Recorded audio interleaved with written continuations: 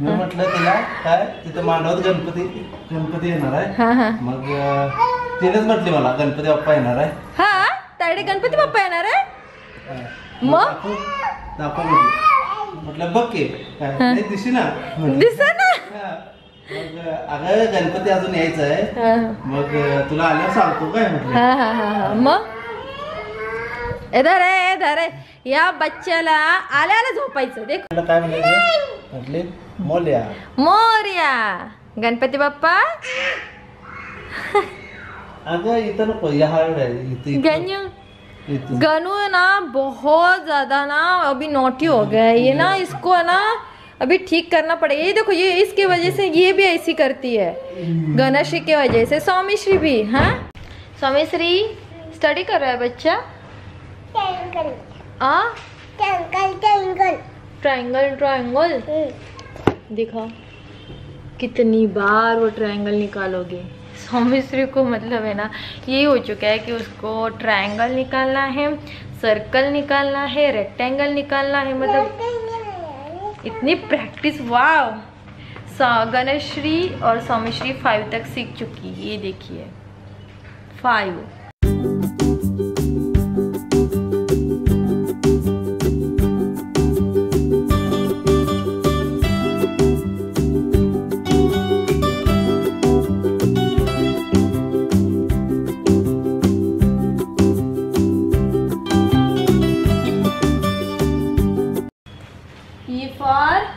NEET काय बघा असं काढायचं इथून असं आणि इथं सरळ स्ट्रेट लाइन मध्ये काढायचं. ठीक ठाक ही निकाल रही है सौमिश्री ई, क्योंकि सौमिश्री जैसे कि मैंने आपको बताया था बीमार थी तो इस वजह से स्कूल में नहीं गई थी. तो ई जो है बहुत दिन पहले लास्ट वीक में हुआ था, बट मैंने कल जैसे कि गणेश का देखा था मैंने कि उसको ई सिखाया है, तो मैं उसे फिर से प्रैक्टिस करवा ले रही हूँ. जो थोड़ा सा ई की जो स्लीपिंग लाइन होती है वो थोड़ी सी वो अच्छी तरीके से नहीं निकल. हाँ चुकला मतलब गलत हो गया. इसे ये खुद से इरेज कर लेती है.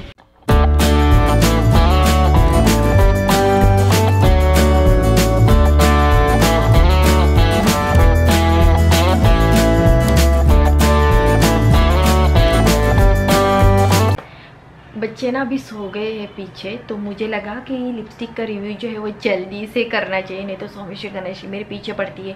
मम्मी मुझे लिपस्टिक दिखाओ, मम्मी मुझे लिपस्टिक दिखाओ, मुझे लगानी है. अगर मैं अपने हाथ पे भी स्वैचेस करके दिखाती हूँ तो वो उनको भी वो चाहिए होता है, वो हाथ पे भी करना है.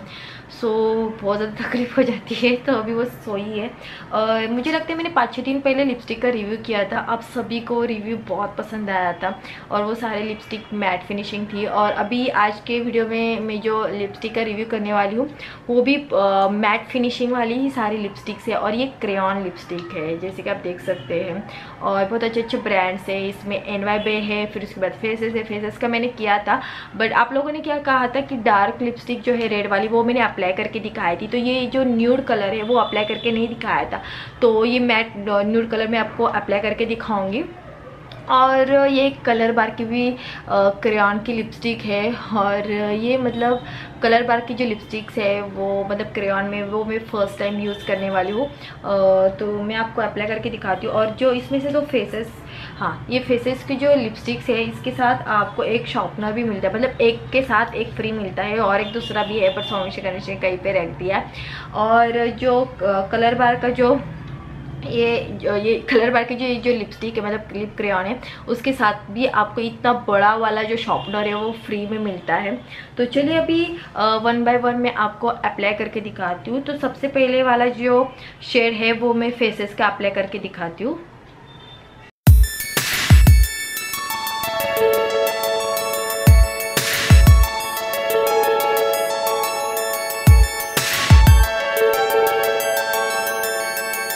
तो जैसे कि आपने देखा मैंने ये फेसेस का न्यूड कलर जो है वो अप्लाई कर लिया है. हमारे मन में कई सारे सवाल आते हैं कि यार ये न्यूड शेड जो है वो हमें सूट करेगा या नहीं, कैसे होगा. सो देखिए मतलब न्यूड कलर जो है वो बिल्कुल ऐसा नहीं लगता है, डार्क बिल्कुल भी नहीं लगता है। मैं आपको फेसेस का जो इसमें से एक रेड कलर जो है वो भी अप्लाई करके दिखाऊंगी ताकि आपको डिफरेंस पता चलेगा कैसा लगता है।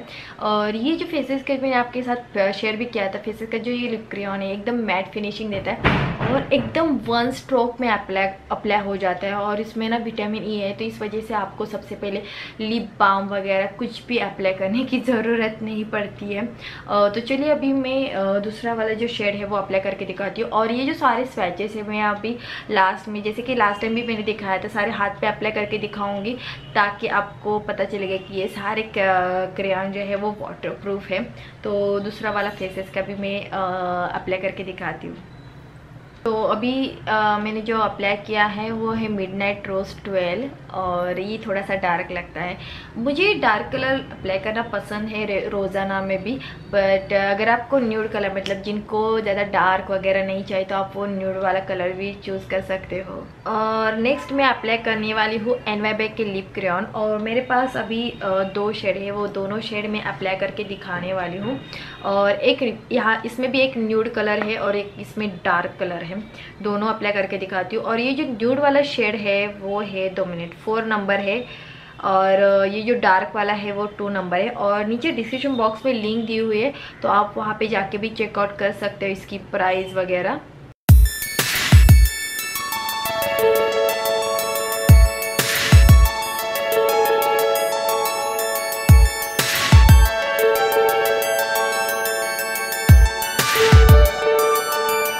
और लास्ट में मैंने अप्लाई किया है ये कलर बाल का ये लिप क्रेयॉन और इसका जो शेड है ऑरेंज शेड है। मैं ऑरेंज शेड बहुत कम अप्लाई करती हूँ, मतलब मेरे पास है शेड बट मैं बहुत कम अप्लाई करती हूँ। और ये भी बहुत ज़्यादा डार्क शेड है ना। और हाँ इसमें दूसरे शेड भी है, नीचे डिस्क्रिप्शन बॉक्स में लिंक दी गई हुई है तो आप वहाँ पे चेकआउट ज़रूर कीजिएगा। और अभी लिपस्टिक पे अप टू 50% तक डिस्काउंट चल रहा है। और प्लस अगर आप मेरा कूपन कोड यूज़ करोगे तो ऐप डाउनलोड करोगे तो मेरा कूपन कोड यूज़ कीजिएगा तब आपको और प्लस 15% तक डिस्काउंट मिल जाएगा। और चलिए मैं अभी आपको दिखाती हूँ कि ये सारी लिप क्रेयॉन जो है वो वाटरप्रूफ है, वो भी मैं दिखाऊँगी। चलिए दिखाते हैं।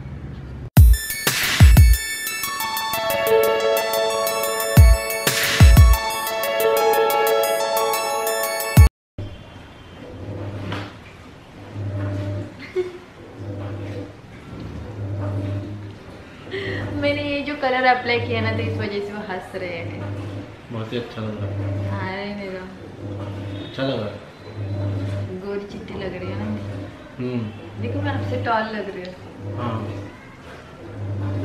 आपसे बड़ी हूँ। हाँ ऐसे खड़ी होगी तो और बड़ी हो जाएगी।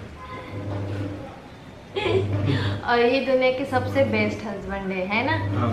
क्योंकि आज सब्जी जो है बैंगन की सब्जी पक्की नहीं उसमें नमक भी नहीं डाला मैंने, पता नहीं क्या हो गया, मतलब मैं भूल ही गई। ऐसे कभी आपके साथ होता है कि नमक नहीं डालते आप और सब्जी पकी हुई नहीं होती है? हाँ हमारे यहाँ तो हमेशा होता है। नहीं, हमारे यहाँ यानी इच्चलकरंजी में, हमारे घर में नहीं, इच्चलकरंजी में काफी बार होता है, हमारे घर में कभी भी नहीं होता है। आज भी पकी है लेकिन मुझे कच्ची लग रही है। देखे मतलब जब जेव्हा चांगलं तेव्हा काय नाही, मतलब जब अच्छा होता है खाना तब तो कभी ऐसे बोलोगे भी नहीं कि अच्छा हुआ है खाना। हाँ मैं सच में बोलती हूँ, कभी बहुत दिनों के बाद बैंगन की सब्जी जो है वो पकी नहीं, क्योंकि मैंने देखा नहीं था और मुझे किचन क्लीन करना था तो इस वजह से मैंने गैस बंद कर दिया था तो मैं भूल गई। ओके। और मौसी भी उस टाइम आई थी और आज मौसी बहुत दिमाग खा रही थी मेरा। ओके तो मैंने इंजीनियरिंग क्यों छोड़ी, ये मुझे लगता है मैंने बहुत टाइम पहले बता भी दिया था, शेयर भी किया था कि नहीं, मैंने बताया था कि मैंने इंजीनियरिंग छोड़ दी, बट इसका रीज़न क्या था वो मैंने आपके साथ शेयर नहीं किया था। और मैं हमेशा बोलती थी मैं शेयर करूँगी बट पता नहीं मैं भूल जाती थी, तो मैं आज आपके सामने वो शेयर करने वाली हूँ। बचपन से मैं बहुत स्टूडियस लड़की थी। ये मत समझिएगा कि मेरी हिंदी अच्छी नहीं और इंग्लिश अच्छी नहीं, तो इस वजह से मैं स्टूडियस नहीं थी। सच में मैं 1st to 10 या फिर 1st to 5 तक, 1st to 5 जो रैंक होते हैं उसमें मैं आती थी और बहुत सारे एग्ज़ाम में दिया करती थी बचपन में। और मुझे स्पीच देना बहुत पसंद था, मैं डांस में सभी जगह में एक्टिव होती थी। मतलब एक ग्रुप था हमारा कि जो सारे स्टूडियस लड़कियाँ होती थी, वही हम ग्रुप में लड़कियाँ होती थी, मोस्ट ऑफ द टाइम वही लड़कियाँ होती थी। और हमारे ग्रुप में मतलब और कोई दूसरा आता भी नहीं था, अगर आता तो वो भी स्टूडियस लड़कियाँ आती थी। तो ऐसा हमारा ग्रुप था। और हमेशा हम सब जो लड़कियाँ थी, जो स्टूडियस लड़कियाँ थी, हमेशा हमारा एक सपना था, किसी का ये था, किसी को डॉक्टर बनना था, किसी को सीए बनना था, किसी को इंजीनियर बनना था, और मुझे भी इंजीनियर ही बनना था। और ये मैंने बचपन से ठान लिया था, मतलब सेकंड से, मतलब सेकंड स्टैंडर्ड में तब भी मैंने ठान लिया था कि मुझे इंजीनियरिंग करनी है। सेकंड स्टैंडर्ड में थी तो मैंने एक स्पीच दिया था, तो उसमें मैंने एक बात कही थी बचपन में, मतलब उस टाइम मतलब मुझे पता नहीं वो मेरे दिमाग में कैसे आया था। स्पीच देना था वो मतलब पूरे स्कूल के सामने था, पूरे के स्कूल के जो लड़के लड़के थे 1st to 4th तक, वो जो स्कूल थी 1st to 4th तक थी, तो उनके सामने स्पीच देना था।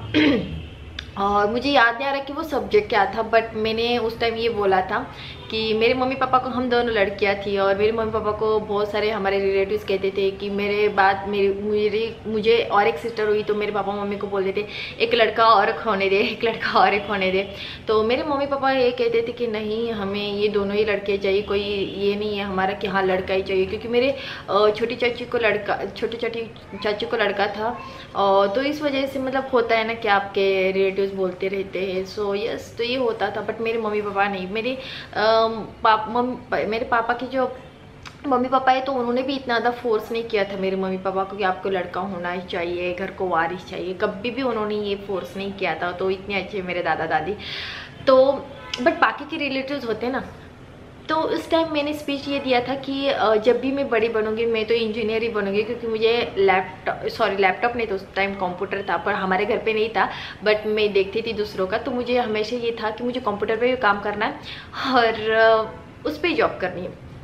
तो मैंने बचपन से वही सोचा था। और मैंने ये ठान लिया था कि अगर मैं कुछ ठान लेती हूँ ना तो मैं करके ही छोड़ती हूँ, ऐसा नहीं है कि कभी छोड़ दिया। और मैंने उस स्पीच में एक बात कही थी कि जब मैं बड़ी हो जाऊँगी और जब मुझे सैलरी मिलेगी तो उसमें, जब मैं शादी होके जाऊँगी तो उसमें से आधी सैलरी जो है वो मैं अपने मम्मी पापा को दूँगी। और वो जो स्पीच दिया था तो वो बहुत अलग लगा था उस टाइम, मतलब एक सेकंड स्टैंडर्ड की लड़की अगर ऐसा बोलता है और उस ज़माने में, तो वो बहुत अलग था। क्योंकि जब लड़की ससुराल में चली जाती है और जॉब करती है तो वो अपना सारा पैसा जो होता है, मतलब जो भी कुछ होता है, वो अपने सास ससुर और मम्मी पापा, जो सास ससुर होते हैं उनको मतलब वही की हो जाती है। तो मेरा ये था कि मेरे मम्मी पापा को लड़का नहीं था, तो मैं हमेशा वही सोची थी कि मेरे मम्मी पापा को लड़का नहीं तो वो मतलब बुढ़ापे में क्या करेंगे, ऐसा नहीं है। मतलब मैं उस जब बचपन में थी, छोटी थी, तब मैं वो सोचा करती थी, और इस वजह से मैंने ये सोचा था। और जब मैं बड़ी हुई मैं बहुत क्लेवर थी, स्टडी में बहुत ज़्यादा अच्छी थी। फिर उसके बाद 10th स्टैंडर्ड हुआ, 11th 12th भी, मतलब 10th स्टैंडर्ड तक मैं स्कूल लड़कियों के स्कूल में थी, और उस टाइम मैंने बिल्कुल भी लड़कों से बात करना नहीं था। कहना को माना हाँ थे हम लड़कियों से बात, मतलब लड़कों से मैंने कभी भी बातें नहीं की थी, और सिवाय मेरे भाइयों के, क्योंकि हम सब लड़कियां थी मतलब क्लास में। और उसके बाद मतलब ऐसा नहीं था कि लड़के नहीं थे, बट लड़कों का जो क्लास था वो अलग था, हम लड़कियों का अलग था। फिर उसके बाद 11th 12th हुआ, वो भी मैंने साइंस में किया था। उस टाइम मैंने AIEEE दी, फिर उसके बाद MSCET दी, और अच्छे खासे मार्क्स मिले थे मुझे MSCET में, और मुझे साइंस में भी बहुत अच्छे मार्क्स मिले थे। तो इस वजह से बट ये था कि मेरे मम्मी पापा को मैंने बोल दिया था कि मुझे उनको भी पता था कि मुझे इंजीनियर ही बनना है, और मुझे जो बनना है वो उनको भी पता था कि मैं बनूंगी 100% श्योर। क्योंकि बचपन से लेके अभी तक मैं कभी भी फेल भी नहीं हुई थी, कुछ भी नहीं हुआ था। और इस वजह से मेरे मम्मी पापा को मैंने बोला था। और उस टाइम मेरे मम्मी पापा को ये लग रहा था कि बाहर कैसे इसको भेजना है, वैसे इतना कुछ नहीं था, बट फिर भी वो लगता है कि बाहर कैसे, क्योंकि 12th के बाद की जो स्टडी होती है, जैसे कि इंजीनियरिंग करना हो, कुछ भी करना हो, तो आपको बाहर रहना था। और मैं एक फर्स्ट ऐसी लड़की थी हमारे घर में, मतलब चाचा चाची की बेटियाँ, उसमें से मैं फर्स्ट ऐसी थी कि मैं बाहर जाने वाली थी लड़कियों में से। और हमारे ख़ानदान में कोई भी मतलब इंजीनियर नहीं बना था। सो इस वजह से वो थोड़ा सा ये था कि मैं फर्स्ट लड़की हूँ और बाहर कैसे रहोगी। तो मेरे पापा ने ये किया कि उनकी जमा पूंजी थी, और मेरे मम्मी पापा ने ये सोचा कि हमारे सिटी में एक इंजीनियरिंग कॉलेज है, तो वहाँ पे इसको पढ़ाई के लिए रख देते। तो उसके लिए अगर आपको चाहिए, मतलब वहाँ पे एडमिशन चाहिए था, तो अगर ऐसे डायरेक्टली चाहिए था तो डोनेशन भरना पड़ता था। तो मेरे पापा मम्मी ने डोनेशन भरने के लिए उनकी जमा पूंजी सारी डोनेशन में भरवा दी, और एडमिशन नहीं लिया था। जो 60,000 जो क्या बोलते हैं फीस थी इंजीनियरिंग की वो नहीं भरती। मेरे टाइम 60,000 थी और मुझे जो ब्रांच थी तो वो ही उन्होंने ली थी, मेरे पापा मम्मी ने। कंप्यूटर, हाँ कंप्यूटर या आईटी, मुझे इसमें से कंफ्यूज हो रहा है अभी। कंप्यूटर ली थी, हाँ कंप्यूटर ली थी, क्योंकि मुझे कंप्यूटर में बहुत ज़्यादा इंटरेस्ट, क्योंकि मैं कंफ्यूज हो गई थी आईटी या कंप्यूटर, तो वो ली थी। और बट हमने क्या बोलते हैं ये नहीं लिया था, क्या बोलते हैं मतलब एडमिशन नहीं लिया था, जो प्रोसीजर थी। और मैंने फॉर्म भरे थे। मुझे बहुत बुरा लग रहा था कि मेरे मम्मी पापा ने उनकी जमा पूंजी मेरे मतलब डोनेशन पे भरवा दी। बहुत बुरा लग रहा था, क्योंकि हम इतने भी अमीर नहीं थे। मुझे पता है मेरे मम्मी पापा ने कैसे मतलब हमें पाला पोसा है, और बहुत मेहनत करके उन्होंने वो जमा पूंजी जमा मतलब करी थी। बट ये था, मैंने मम्मी पापा को प्रॉमिस किया था कि अगर आपको कुछ भी हो जाए मेरी शादी के बाद, आप मतलब जो भी इंजीनियर होने के बाद जो भी सैलरी रहेंगे आपको दे दूँगी। उनका ये नहीं था कि हाँ हमें लड़की से पैसा लेना है, बट मेरा एक सपना था, वो बचपन से था। मैं बहुत सारी लड़कियों को, सभी को मैं ये बोलती थी, तो सभी को मेरा ये जो विचार था वो अजीब लगता था। फिर उसके बाद क्या हुआ कि मैंने इंजीनियरिंग का फॉर्म भरा कि जहाँ पे आपको हमारी कास्ट में मतलब हमें जब अगर फॉर्म भरते हैं तो उसमें आपका नंबर लग जाता है अलग अलग कॉलेज में। तो एक तो मैंने डोनेशन भी भरा था एक कॉलेज में, वहाँ पे मतलब मैंने फिक्स ही किया था मेरे मम्मी पापा ने, बट हमने फीस नहीं भरी थी। तो मेरा नंबर जो है मेरे MSCT मार्क और 12 के मार्क से मुझे मिला था नगर सिटी में, अहमदनगर सिटी में पद्मश्री विठल राव विखे पाटिल कॉलेज में मेरा नंबर लगा इंजीनियर में, फ्री सीट में।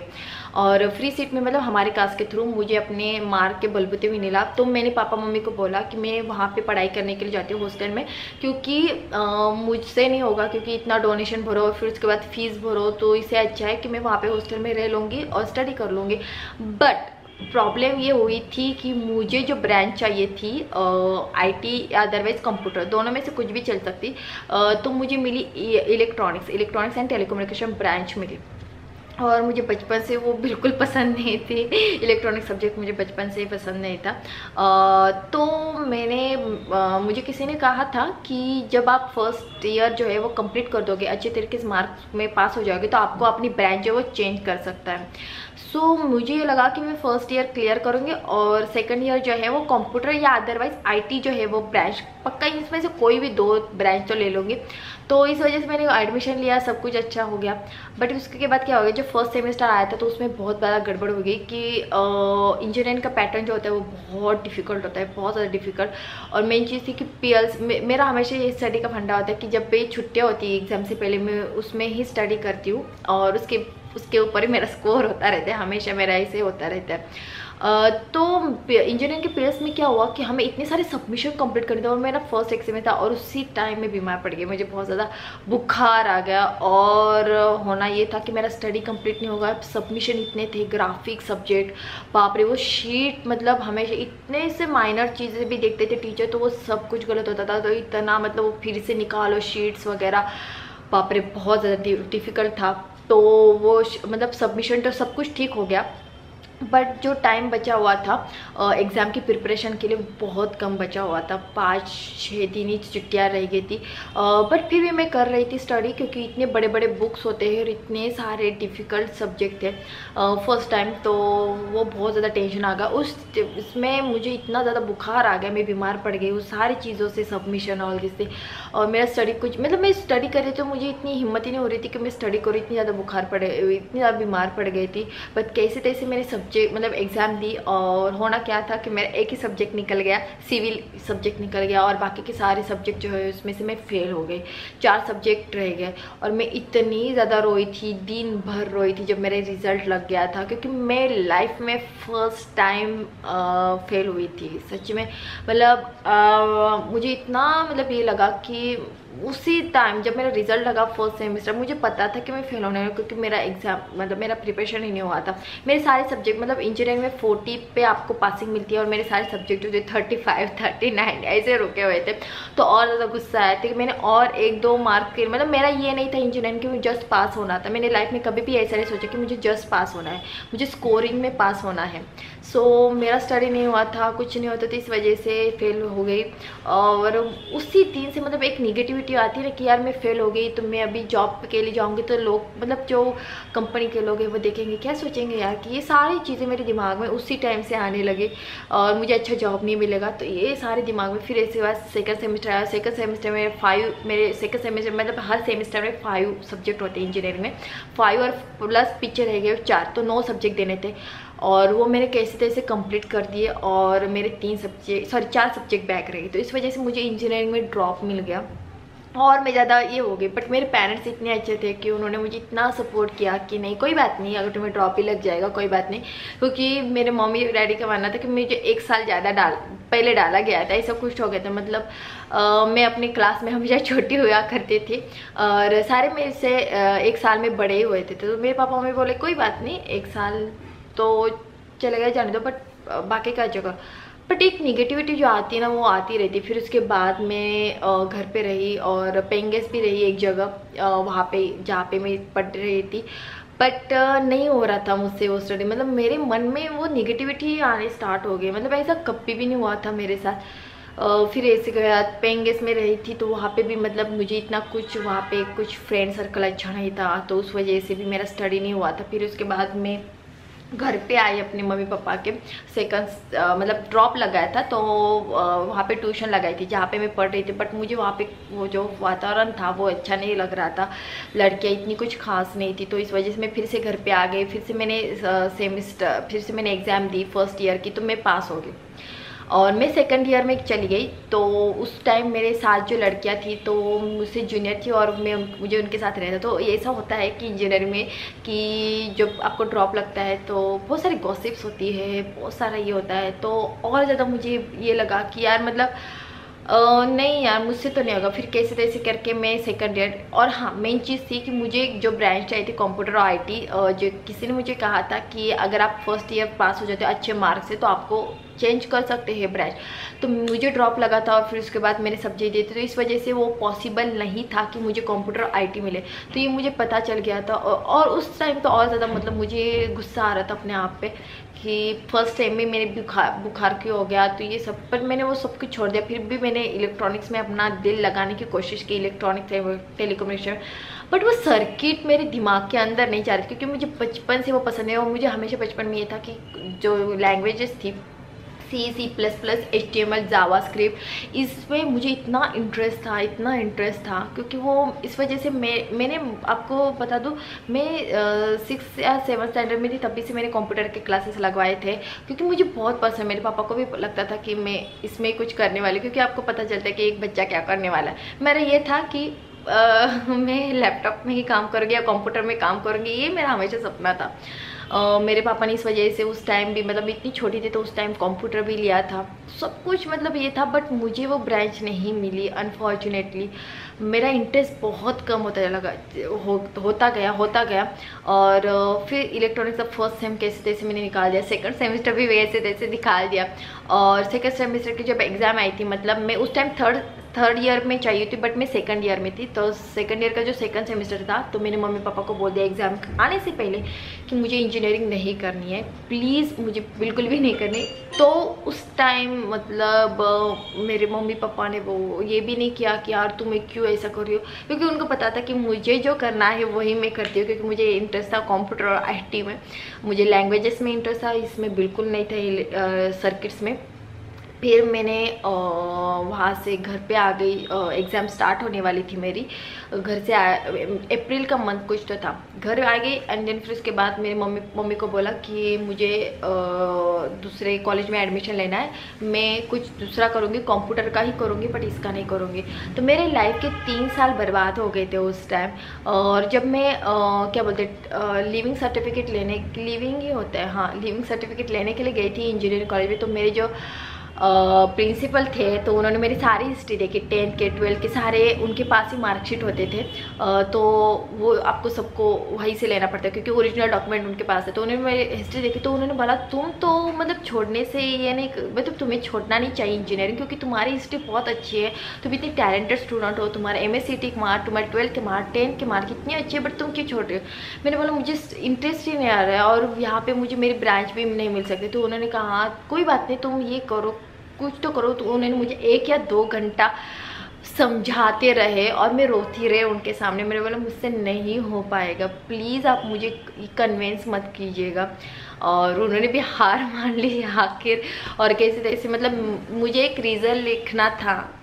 उस टाइम मुझे अभी भी पता है कि आपको इंजीनियरिंग क्यों छोड़नी है। तो वो जो लेटर लिख रही थी कि मुझसे नहीं हो रही इंजीनियरिंग, ये मैं रीज़न लिख रही, तो मैं रोते रोते लिख रही थी क्योंकि मेरा सपना था कि मैं कंप्यूटर या फिर आईटी इंजीनियर बनूं, सॉफ्टवेयर इंजीनियर बनूं। एक बहुत बड़ा सपना था, बचपन से लेके रखा था। तो मैंने अपने हाथों से वो ख़राब कर दिया था बिकॉज़ वो इलेक्ट्रॉनिक्स ब्रांच मुझे पसंद नहीं आ रही थी। फिर उसके बाद मैं घर पे आ गई और एज़ यूजुअल मेरे पेरेंट्स ने इतना सपोर्ट किया था उस टाइम। मतलब 3 साल ऐसा नहीं था कि मेरी जो इंजीनियरिंग की जो फ़ीस थी मुझे नहीं भरनी पड़ती थी, बट बाकी के खर्चे बहुत ज़्यादा होते क्योंकि बुक्स इतने महंगे महंगे होते हैं, रेफरेंस बुक आपको लेने पड़ते हैं, फिर उसके बाद एग्ज़ाम की फ़ीस वगैरह इतना पड़ती। बट मेरे पापा उससे पहले भी कह रहे थे मुझे कि जब मैं उस कॉलेज में मुझे मतलब नगर के कॉलेज में मुझे जब एडमिशन मिली थी तो मेरे पापा ने ये भी कहा था कि कोई बात नहीं, हम डोनेशन भर के जहाँ पे एडमिशन ले रहे तो वहीं पर रहे, मतलब अपने सिटी में रहे। और तो मुझे ऐसा कभी कभी बाद में ऐसा लगा कि मैं यार वो कर देती, अपनी पापा की सुनती तो बहुत अच्छा लगता। बट मैंने ये सोचा था कि यार इतने सारे पैसे मतलब इसमें जाएंगे तो बहुत बुरा लग रहा था मुझे उस टाइम। तो इस वजह से मैंने क्योंकि वो जो अमाउंट थी वो लाखों में थी, तो इस वजह से मैंने वो पीछे आ गई थी। और मुझे एक बाद में ये भी लगा कि जब मैं 3 साल के बाद छोटे कि अगर मैंने शायद अपने पापा की बात मान ली होती, बट आपको होने को कौन टाल सकते, कोई भी टाल नहीं सकता। फिर उसके बाद मैं आई रिटर्न घर में और मैं सोच रही थी कि मैं अभी क्या करूँ क्योंकि मेरे लाइफ के 3 साल बर्बाद हो गए थे। और मेरे किसी भी फ्रेंड को ये बिलीव नहीं हो रहा था कि मैंने इंजीनियरिंग छोड़ी है। कोई भी मतलब मेरे इतने सारे फ्रेंड्स थे, मतलब हर कोई बहुत सारे मेरे फ्रेंड जो थी इंजीनियरिंग कॉलेज में थी, अलग अलग सिटीज़ में थी, उनके फ़ोन आने लगे और कुछ सीए बन रहे थे, सभी के फ़ोन आने लगे और मेरे घर पे आने लगे कि उनको पता था कि मैं कैसी थी स्टडीज़ में। तो उनको बहुत ज़्यादा शौक लगा। मतलब अगर मैं 1 साल में छोड़ देती, उस टाइम भी उनको बिलीव नहीं होता था, बट मैंने 3 साल लगा दिए इस चीज़ पे। तो उस वजह से सभी को बहुत बुरा लगा और सभी मतलब मुझे बहुत मतलब मेरा फ्रेंड सर्कल जो था, स्कूल के जो लड़कियां मेरी बहुत अच्छी थी, उन्होंने मुझे बहुत सपोर्ट किया। फिर उसके बाद मैंने सोचा कि मुझे बीसीए में एडमिशन लेना है क्योंकि मुझे कंप्यूटर में करना था और मुझे दूसरी जगह एडमिशन नहीं मिल सकता था। तो इस वजह से मैंने सोचा कि मैं बीसीए करूँगी और मैंने बीसीए में एडमिशन लिया। और ये होता है ना कि आपको जिसमें इंटरेस्ट होता है तो आप उसमें टॉप ही आते हो। और मैं बीसीए फर्स्ट सेमेस्टर किया और मैं वहाँ पे टॉप आई थी और इतना अच्छा लगा था मेरे पेरेंट्स को, बहुत अच्छा लगा था। बट ये हो गया कि मेरी शादी तय हो गई थी, मैंने ही की थी, एक्चुअल में वो मैंने ही की थी। मुझे ऐसा था कि मेरे लाइफ के 3 साल बर्बाद हो गए थे और फिर उसके बाद और पढ़ना, तो मैंने खुद नहीं छोड़ दी थी बीसीए। बट मेरा बीसीए बहुत अच्छा चल रहा था, मेरा फर्स्ट सेमेस्टर में मैं रैंकिंग में थी वहाँ पे, क्योंकि बीसीए में सब कुछ यही होता है, सब कंप्यूटर का नॉलेज होता है, लैंग्वेजेस होती, तो वो मेरा बहुत फेवरेट पार्ट था। और यस, मैंने बहुत गलती की कि मैंने 3 साल लगा दिए। और मैं आपको यही सजेस्ट करूँगी कि कभी भी आप अपना करियर चुनते वक्त आपको जो पसंद है वो कीजिएगा, क्योंकि मैंने अपने हाथों से अपनी लाइफ जो है बर्बाद कर दी। मैंने अपना करियर छोड़ा इंजीनियरिंग और मुझे बहुत गिल्टी फील होता है कि मैं इंजीनियर नहीं बन पाई। ऐसा नहीं था कि मैं नहीं बन सकती थी, मेरे से बहुत कम मार्क्स वाले मेरे फ्रेंड जो है 40-50% मार्क्स वाले, मैं ये नहीं कहूँगी कि वो कुछ नहीं कर सकते, बट मैंने नहीं किया। मुझे इलेक्ट्रॉनिक्स में इंटरेस्ट नहीं था तो मैंने नहीं किया, बट मुझे इंटरेस्ट था हमेशा कंप्यूटर में, तो वो भी मतलब मैंने छोड़ दिया बीसीए इस वजह से, क्योंकि मुझे ऐसा लग रहा था कि मेरी एज बहुत ज़्यादा हो जाएगी। और मेरे मम्मी पापा ने फोर्स नहीं किया था शादी के टाइम, बस ये हो गया था। और मुझे लग रहा था कि आपके साथ शेयर करना चाहिए। और मैं हमेशा कहूँगी कि जो आपको पसंद है वही कीजिएगा, ताकि मेरी तरह आप गलती बिल्कुल मत कीजिएगा। मुझे पता है कि मुझे अभी भी बहुत बुरा लगता है कि मैं इंजीनियर नहीं बन पाई, बहुत बुरा लगता है, क्योंकि मैं बहुत ब्रिलियंट, मतलब अपने आप की ये तारीफ मैं ज़रूर करना चाहूँगी, मैं बहुत ब्रिलियंट स्टूडेंट थी। हमेशा मेरा बोर्ड पे नाम लिखा होता था कि ऐसे ऐसे इसको मार्क मिले। तो बहुत सारे सब्जेक्ट्स में मैं बहुत सारी जो एक्स्ट्रा स्कॉलरशिप्स वगैरह होती थी उसमें भी मैं हिस्सा लेती थी। और आप सभी लोग बोलेंगे कि ये यूट्यूब पे कैसे, तो मुझे बातें करने का बहुत ज़्यादा शौक है मैं बचपन में बहुत ज़्यादा स्पीचेस वगैरह देते थे। सो मे बी इस वजह से मैं अभी यूट्यूब पे आई हूँ। बट ठीक है, अभी भी मैं काम लैपटॉप पे करती हूँ।